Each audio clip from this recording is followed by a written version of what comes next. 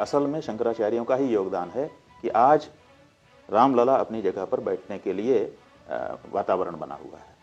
अगर शंकराचार्य ना होते तो यह नहीं हो सकता था बंधु।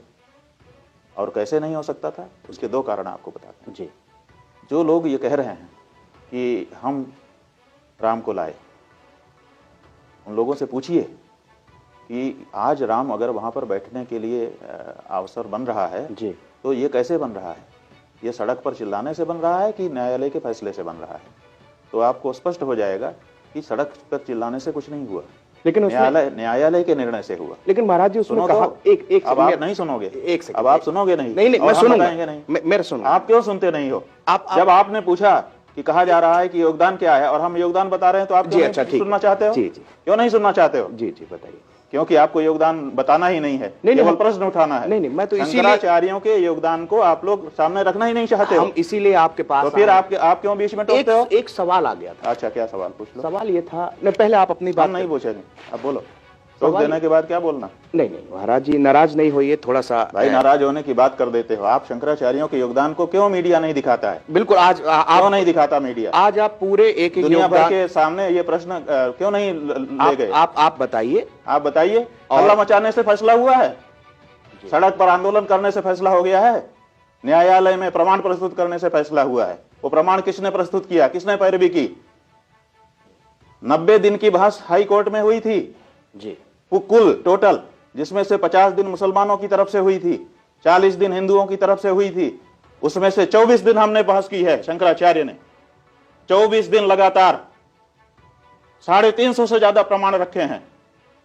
हमारे वकीलों ने दिन रात एक किया है। और हमारे वकील परमेश्वरनाथ मिश्र जी, पीएन मिश्रा और रंजना अग्निहोत्री, उन्होंने वहां पर निरंतर कार्य किया। और भी बहुत सारे पैनल में वकील थे हमारे, वो हमने काम किया और हम फैसला लेकर के आए। राम जन्मभूमि अयोध्या है, ये सब जज मान रहे थे। सुप्रीम कोर्ट में जब बहस चल रही थी 40 दिन की, सब पक्षों की मिलाकर के 40 दिन की बहस है, उसमें से 4 दिन हमारी बहस है लगातार।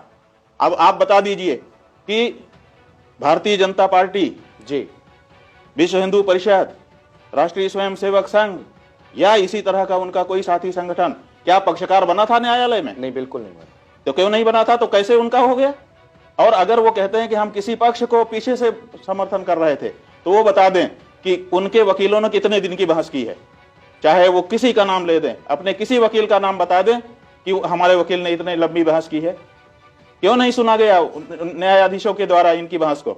अगर किसी का समर्थन भी, वैसे तो वो थे ही नहीं, रिकॉर्ड पर थे ही नहीं, कोई गए ही नहीं थे, क्योंकि वो सड़क पर हल्ला मचा रहे थे और हम न्यायालय में लड़ रहे थे। शंकराचार्य जी न्यायालय में लड़ रहे थे। शंकराचार्य जी के द्वारा उपस्थित किए गए प्रमाणों के आधार पर यह फैसला हुआ है। खड़े होकर के बताए तो, पूछो रामभद्राचार्य जी से कि उनके वकीलों ने कितने, वो कहां पार्टी थे कि नहीं थे, और सुनो, पार्टी थे कि नहीं थे, और उनके वकीलों ने कितनी लंबी बहस की और कितना उनको सुना गया। बैठा दिया गया जजों के द्वारा कि आपके पास कुछ नहीं है, आप बैठ जाइए। और हमारे वकील को कहा गया कि आप और सुनाइए, क्योंकि आप मुकदमे में सही रोशनी डाल रहे हैं। अभी तक कहां थे आप? ये जजों का उनके प्रति वो था कि अभी तक कहां थे, इतने बड़े प्रमाणों को लेकर के आप कहां थे? और फिर उनको 24 दिन तक लगातार सुनना। सवेरे 9 बजे 10 बजे से शुरू होता था, शाम को 5 बजे तक लगातार सुना जाता था। लगातार हमारे वकील 24 दिन बोले हैं। क्या बोल रहे होंगे आप सोचो। और क्यों जज सुन रहे थे उनको, अगर वो महत्वपूर्ण नहीं थे? आप ऐसे शंकराचार्यों ने जो कार्य हिंदू समाज के लिए कर दिया, वो मीडिया में नहीं आए, वो हल्ला मचा करके अपने आप को अखबार में नहीं छपवाए, इसलिए उनके योगदान को कम करोगे आप। मीडिया कम करेगी किसी के योगदान को?